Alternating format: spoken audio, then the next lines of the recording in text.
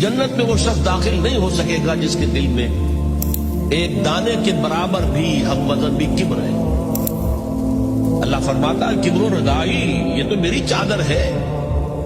یہ لباس مجھے راست آتا ہے، یہ جامع تکبر کا،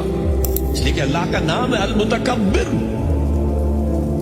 الملک القدوس السلام المومن المہیمن العزیز الجبار المتکبر۔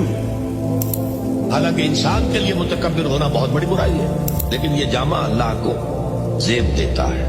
انسان کو نہیں۔ تواضع ہونی چاہیے، جیسے شیخ سعدی کہتے ہیں کہ درخت پہ جب پھل آ جاتا ہے تو شاخیں جھک جاتی ہیں، اسی طرح اگر اللہ نے تمہیں کو نیکیوں کی توفیق دی ہے یا علم حاصل کرنے کی توفیق دی ہے تو تمہیں جھک جانا چاہیے، لوگوں کے سامنے تواضع کے ساتھ پیش آنا چاہیے، نہ یہ کہ ان سے نفرت کرو، ان کی تحقیر کرو اور اپنے آپ کو بڑی شے سمجھو۔